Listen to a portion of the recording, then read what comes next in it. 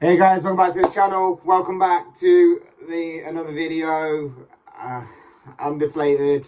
I'm annoyed, frustrated. Real Madrid are the champions of Europe once again for the 14th time in their history. They beat Liverpool tonight in the Champions League final 1-0 thanks to his second half goal from Vinicius Jr. I can't honestly I don't understand how that happened, to be honest. Liverpool,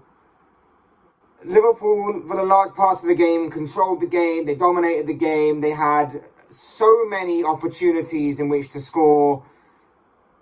And it was a combination of Vinicius Jr. scoring and an incredibly heroic performance from Thibaut Courtois in the Real Madrid goal that saved Real Madrid and got them across the line in this Champions League final. We're going to obviously be talking about the game, going through it, what happens now for both sides, where do both sides go from here, that kind of thing in this match review. But before we go any further, I would like to remind you all to please like the video if you would, and also subscribe if you're new. Both things would always and probably be greatly appreciated. But for now, let's get into the video. Like I say, I'm deflated, I'm annoyed, I'm frustrated. I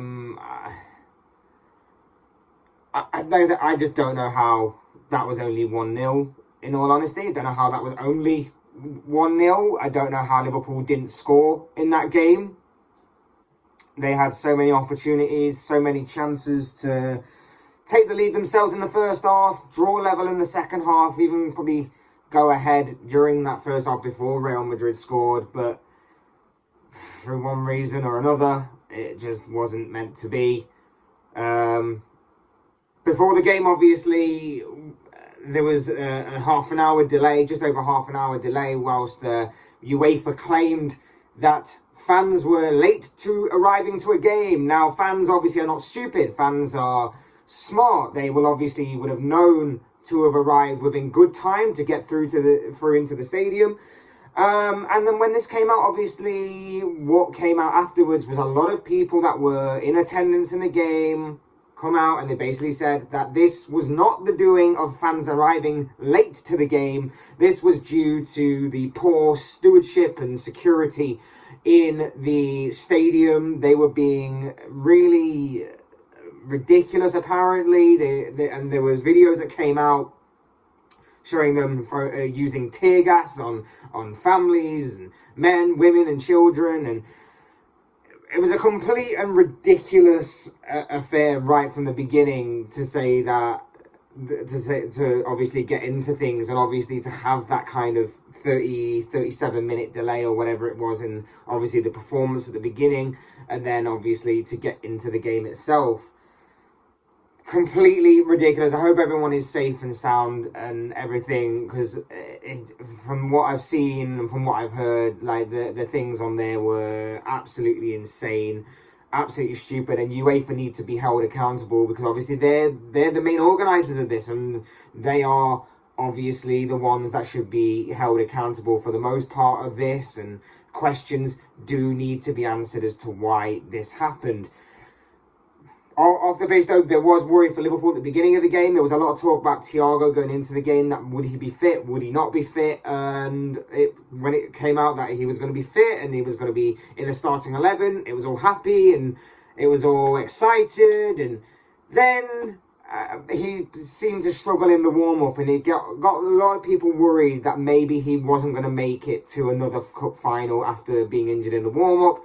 But fortunately, I think the delay helped. I think that he was able to carry on. And to be fair, he was one of the better performing Liverpool players on the night, because he didn't really seem like he was dealing with that kind of injury. He was still spraying balls around, spraying passes around left, right and centre, as Thiago normally does.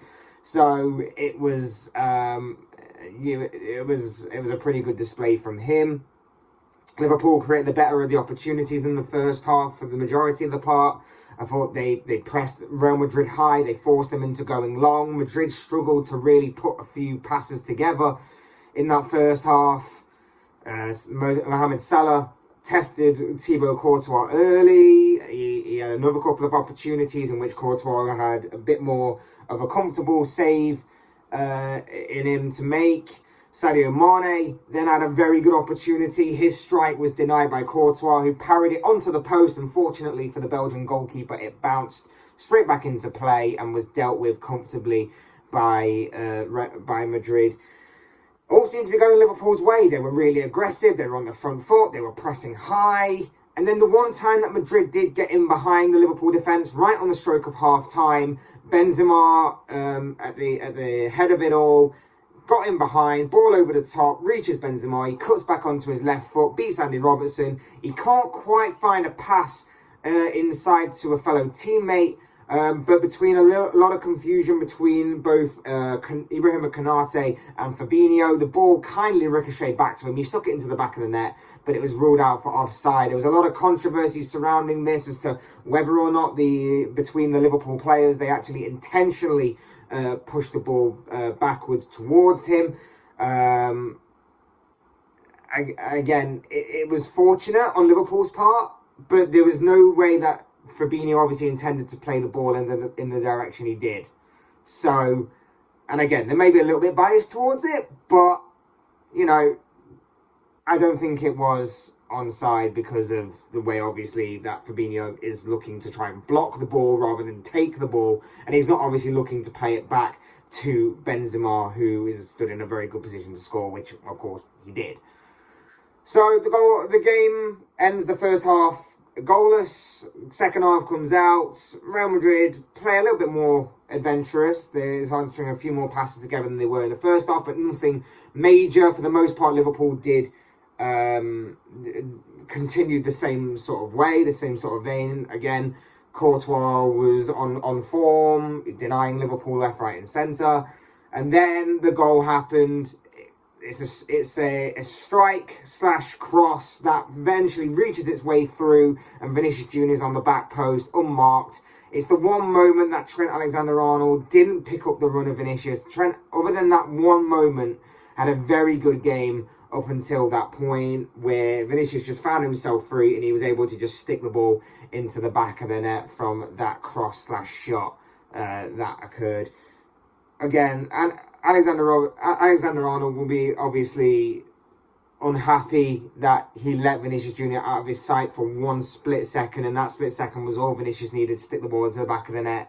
But it was a well-taken goal by Vinicius, and obviously it rounds off what has been an unbelievable season for the Brazilian winger. He's been absolutely sensational for Real Madrid this season. We talked a lot about him in the build-up. I talked a lot about how he's got over 40 goals and assist contributions this season for Madrid in all competitions. He's been absolutely outstanding, and obviously this would be the icing on the cake to score the winner in the Champions League final. From there, Liverpool continued. They made a few more attacking changes. Luis Diaz, who was kind of kept quiet a little bit by Dani Carvajal, came off. Diego Jota came on, showed some nice touches, but nothing really too threatening in front of goal. Roberto Firmino came on, again, knitted the play really well together, strung some nice passes in, picked up some good positions, playing some nice football.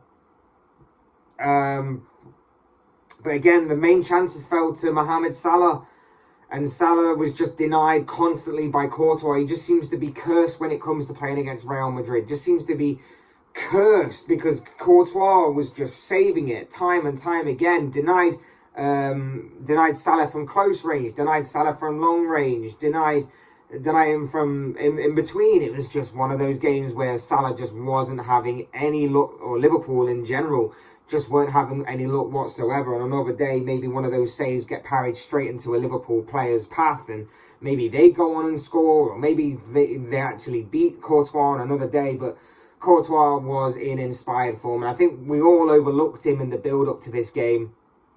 I think we all overlooked Courtois channeled really his inner Manuel Neuer tonight. He was in inspired form, unfortunately for Liverpool. And despite continuing to press and Real Madrid looking to counter-attack, it just unfortunately didn't end in Liverpool's favour, and it ended 1-0 to Real Madrid. And like I said, I can't believe it ended 1-0. I can't believe Liverpool didn't score. They had 24 shots to 4. 24 shots to Liverpool, 4 to Real Madrid. Like, it was a dominant display by Liverpool. They also had the majority of the possession. It's a tough result to take because of how frustrating it is that Liverpool were denied by a mixture of Liverpool not taking the right opportunity when it came to them, not taking the right path that would lead them to a goal when it fell to them, and at the same time Thibaut Courtois being in inspired form. Because like I say, Mohamed Salah on any other night probably could have had 2 or 3 goals across the entirety of the 90 minutes, whilst obviously it just didn't happen. It just didn't happen. And sometimes it was through a mixture of Liverpool being poor in the final third. Keita ballooned one over the bar. Trent Alexander-Arnold probably should have had a couple more shots rather than try and play it across goal. Mane tried his best, but nothing was happening for him. It was just one of those frustrating results in which you could argue that maybe Madrid didn't deserve it because of how stats go, but stats only tell half the story, obviously, and obviously the one stat that matters most is goals, and that is ultimately what Real Madrid managed to get over Liverpool in this. That one goal, that one all-important goal, and it's difficult to talk about because, like I say, I'm deeply frustrated, I'm deeply annoyed, and it's difficult to take when I felt we deserved it, but couldn't quite get a goal that mattered when it mattered most, couldn't get an equalising goal to maybe push us further, maybe even if it was taken into extra time, nothing. It was just a rather frustrating game, in all honesty, if you're a Liverpool fan, and made even worse by obviously what happened beforehand with UEFA and the pitch security that were at the game, I'm sure. So an overall rather frustrating night in the end. As far as where both teams go from here, of course, Real Madrid are 14 times Champions League winners now. Incredible stats, incredible statistics, and incredible achievement by them. Obviously, Carlo Ancelotti wins another Champions League title to his name. His already impressive resume gets even longer and much more impressive, and got a lot of pedigree and a lot of respect to his name needs to be given. Absolutely incredible feat, an incredible achievement by him. Goes down in the history books yet again. Obviously achieves what Real Madrid have wanted for the past 4 years, which is to get back as to being the kings of Europe and ruling Europe yet again. But as for Liverpool, they'll go away from this and they'll have to try again. They'll probably realise that maybe that obviously a lot is about to change at Liverpool. There's going to be probably a few players that are leaving. I know he wasn't there tonight, but obviously Divock Origi's leaving. There's talk of Sadio Mane joining Bayern Munich this summer. There's a few futures that are up in the air. Obviously Mohamed Salah being the biggest name to that, but I think there's going to be some question marks, particularly over Naby Keita as well. Tonight, Alex Oxlade-Chamberlain, again, another one that didn't play tonight, but his future is very much up in the air as well. Bobby Firmino's another one. His contract is set to expire at the end of next season. What does the future hold for the Brazilian there? There's a few unanswered questions at Liverpool that I think now that everything is done and dusted, and the dust will eventually settle over the next few days or so, can now be obviously fully addressed. In the correct manner, within the correct time, obviously, now that everything's gone. But yeah, it's gonna be an interesting summer. It's obviously been an incredible journey. It hasn't ended the best possible way that it probably could have done or should have done. But like I say, I'm extremely proud of this Liverpool team for what they've achieved this season. To play every single game and to just fall short of it, cruelly as it was in both the Premier League and the Champions League, is something that is sort of an achievement in itself. Not exactly the full achievement that we wanted with the trophy at the end of it, but still a great achievement nonetheless to get to a final. But yeah, there are some things that definitely need to now be addressed in the preparations for next season. And then next season, of course, we go again. We know the history of this competition with Liverpool. We know that they're never too far away from being one of, if not the best club in Europe. And they'll just go again. And maybe, Obviously, the league is going to be focused on again. Will they defend their Carabao Cup and FA Cup trophies? Or has to be remain and seen. But yeah, this night belongs to Real Madrid. Fair play to them. They turned up, and again, they picked their moment. We said before the game that Real Madrid are a moments-based team.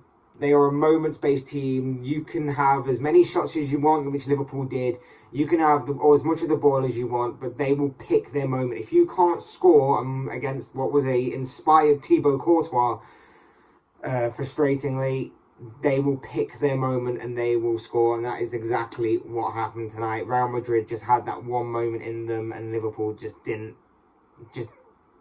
unfortunately didn't. They just couldn't muster that one moment to really kill the game.